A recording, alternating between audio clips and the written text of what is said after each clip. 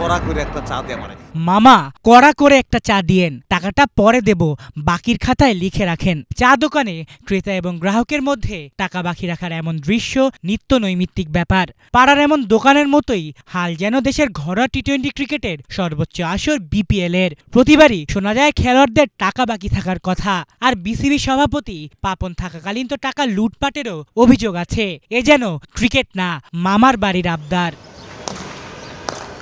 গ্রামীণ বাংলায় প্রচলিত আছে যেই লাউ সেই কদু। প্রত্যেকবারের বিপিএল শুরু হওয়ার পরও যেন ঘটে একই ঘটনায়। আয়োজকরা প্রতিশ্রুতি দেন নতুন কিছুর, কিন্তু আসর মাঠে গড়ানোর পর সবই যেন মনে হয় আষাঢ়ে গল্প।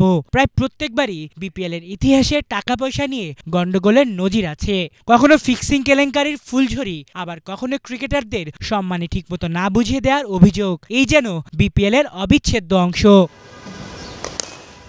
যদিও প্রতিবারের মতো আসন্ন বিপিএলেও আশার আলো দেখছেন দেশের ক্রিকেট ভক্তরা, কারণ এবার এই টুর্নামেন্টকে সফল করতে সরাসরি হস্তক্ষেপ করছেন স্বয়ং রাষ্ট্রপ্রধান।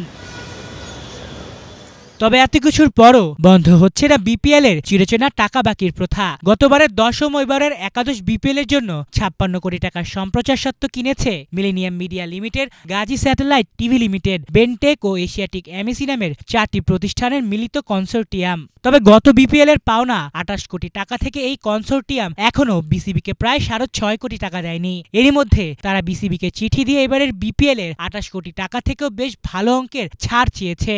এমনটাই খবর দেশের একটি শীর্ষস্থানীয় গণমাধ্যমটি আরো জানিয়েছে। শুধু তাই না, এই বিপিএল এর এক ফ্র্যাঞ্চাইজির কাছেও নাকি প্রায় 3 থেকে 4 কোটির মতো টাকা পায় বিসিবি। এছাড়া বিভিন্ন খাতে সব মিলিয়ে বকেয়া রয়েছে প্রায় 15 কোটির মতো।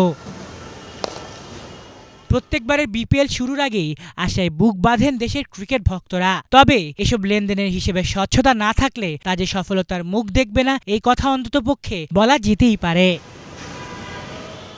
আলিফ Chowdhury, Bangla vision news desk.